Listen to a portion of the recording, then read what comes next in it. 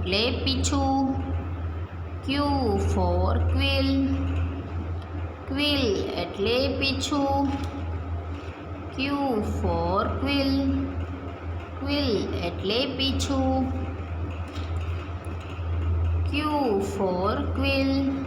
Quill એટલે પીછું. Q for quill. Quill એટલે પીછું. Q for quill. ક્વિલ એટલે પીછું. Q for quill. ક્વિલ એટલે પીછું. Q for quill. ક્વિલ એટલે પીછું.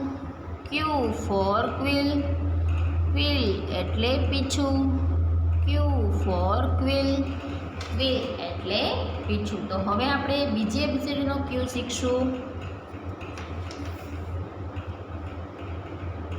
તો આવી રીતે આપણે જે બનાવ્યો હતો એવી જ રીતે આપણે ક્યુ લખવાનો છે. ક્યુ ફોર ક્વિલ. ક્વિલ એટલે પીછું. Q for quill. ક્વિલ એટલે પીછું. Q for quill. ક્વિલ એટલે પીછું. Q for quill. ક્વિલ એટલે પીછું. Q for quill. ક્વિલ એટલે પીછું. Q for quill. ક્વિલ એટલે પીછું. Q for quill. ક્વિલ એટલે પીછું. Q for quill. ક્વિલ એટલે પીછું. Q for quill. ક્વિલ એટલે પીછું. Q for quill. ક્વિલ એટલે પીછું. Q for quill. ક્વિલ એટલે પીછું. Q for quill. ક્વિલ એટલે પીછું. Q for quill. ક્વિલ એટલે પીછું. Q for quill. ક્વિલ એટલે પીછું. Q for quill. ક્વિલ એટલે પીછું. Q for quill. ક્વિલ એટલે પીછું. Q for quill.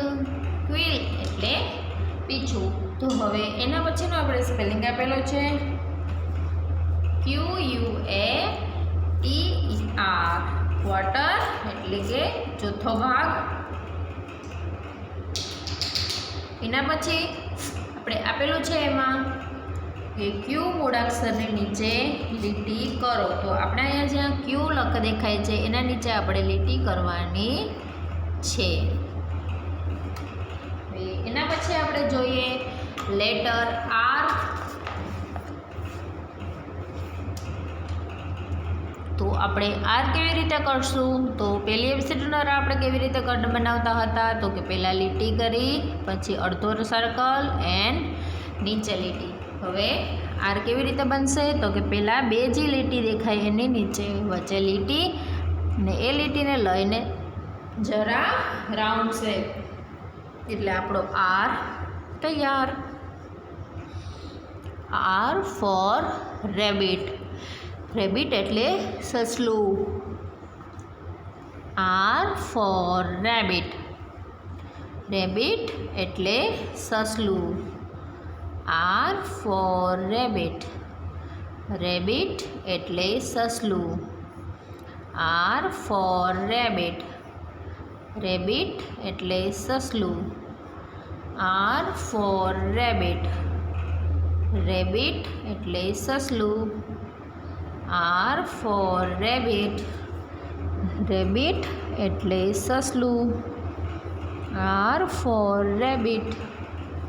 રેબિટ એટલે સસલું. R for rabbit. રેબિટ એટલે સસલું. R for rabbit. રેબિટ એટલે સસલું. R for rabbit. રેબિટ એટલે સસલું. હવે આપણે અહીંયા કેપિટલ લેટર્સ પૂરા થઈ ગયા. હવે આપણે શીખશું સ્મોલ લેટર એટલે કે બીજી A B C D. R for rabbit. Rabbit એટલે સસલું. R for rabbit. રેબિટ એટલે સસલું. R for rabbit. રેબિટ એટલે સસલું. R for rabbit. રેબિટ એટલે સસલું. R for rabbit.